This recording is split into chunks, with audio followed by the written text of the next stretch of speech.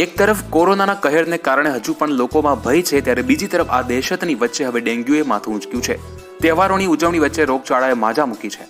ગુજરાતમાં ડેન્ગ્યુના કેસોમાં સતત વધારો થઈ રહ્યો છે। રાજકોટમાં ગત વર્ષ કરતાં આ વર્ષે 3 ગણા ડેન્ગ્યુના કેસ નોંધાયા છે। રાજકોટમાં વર્ષ 2019માં ડેન્ગ્યુના રેકોર્ડ બ્રેક 1062 કેસો નોંધાયા હતા, જ્યારે ગત વર્ષે 2020માં કોરોના વાયરસની મહામારી જોવા મળી, જેના કારણે લોકોની હાલત કફોડી થઈ ગઈ હતી। તો એક બાજુ કોરોના નબળો પડતા ડેન્ગ્યુએ હવે માથું ઊંચક્યું છે।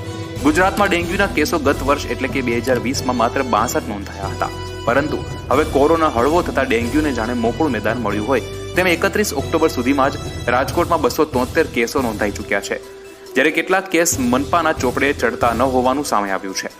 કોરોનાની જેમ જ ડેન્ગ્યુની કોઈ ચોક્કસ દવા કે સારવાર નથી। દર્દીને એસ્પિરિન સિવાયની દર્દ શામક દવા અપાય છે અને મુખ્ય 2 સલાહ તબીબો અચૂક આપતા હોય છે। દર્દીએ મહત્તમ પ્રવાહી લેવું, પાણી પીવું અને પૂરતો આરામ કરવો। આ સિવાય દુખાવો થાય તો તેની અને તાવ આવે તો પેરાસિટામોલ જેવી દવા જ અપાતી હોય છે। ગંભીર સ્થિતિમાં પણ લક્ષણો મુજબ હોસ્પિટલમાં સારવાર કરાય છે।